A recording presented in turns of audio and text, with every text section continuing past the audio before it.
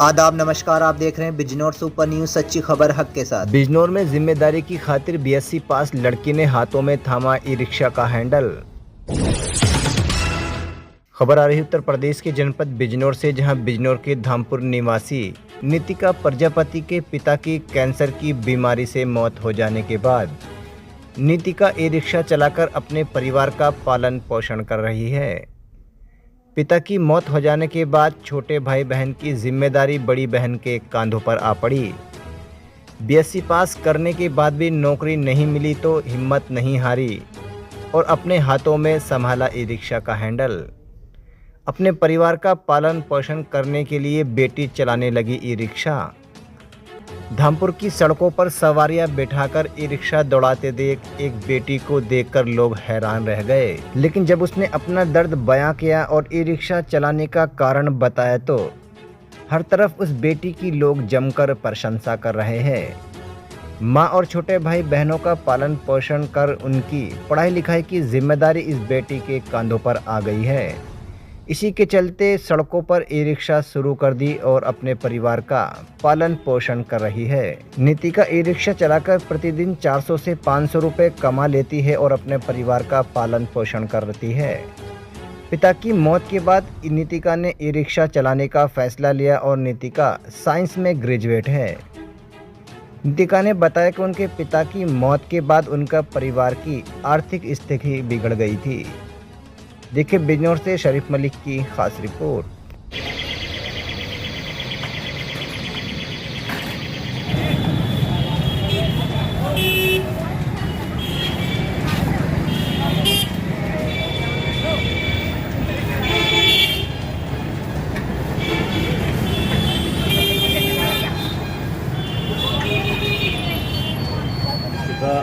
आप रिक्शा चला रही हो, इसी से पता लग रहा है कि आपका जो संघर्ष है ना वो बड़ा दुख भरा है।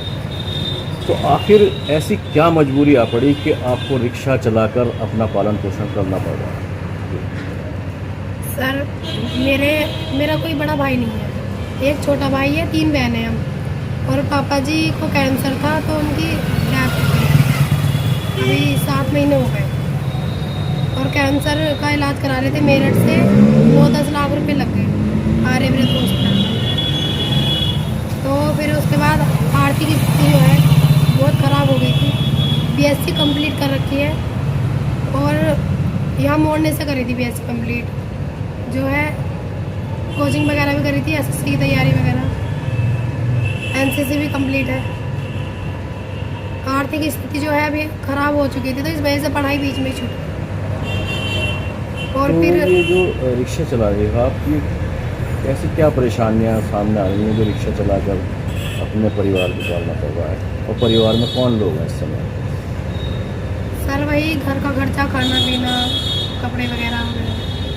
और मम्मी है, छोटी भाई है, छोटा बहन है और मैं हूँ। बड़ी वाली सिस्टर की शादी है, तो अभी फ़िलहाल घर में मैं ही हूँ बड़ी। तो कहीं जॉब भी कर सकती थी आप, जब बीएससी आपने कंप्लीट कर रखी है तो आप जॉब भी कर सकती थी कहीं। सर सरकारी मतलब स्कूलों में मैंने ट्राई करा था तो 7,000 रुपये दे रहे थे, और हमारे गांव में कोई कॉलेज ऐसा नहीं है कि जहाँ जॉब कर सके। यहाँ पे 3,000 रुपये हमारे घर से किराया लग रहा था, 4,000 रुपये बच रहे थे, तो उसमें घर का पूरा कंप्लीट खर्चा नहीं हो पाता। और पापा इस रिक्शा को ही चलाते थे, बेच रहे थे पापा, मैंने बेचने नहीं दी कि वहाँ पर मैं ही चला लूँगी इसको।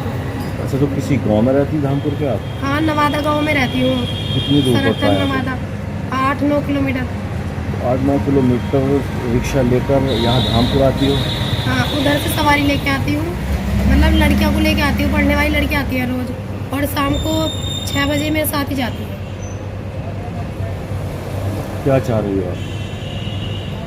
कि कोई जॉब वगैरह लग जावे संविदा टाइप पे। दोस्तों, हमारे साथ जुड़े रहने के लिए बेल आइकन पर क्लिक करके चैनल को सब्सक्राइब करें वे नोटिफिकेशन दबाना ना भूलें।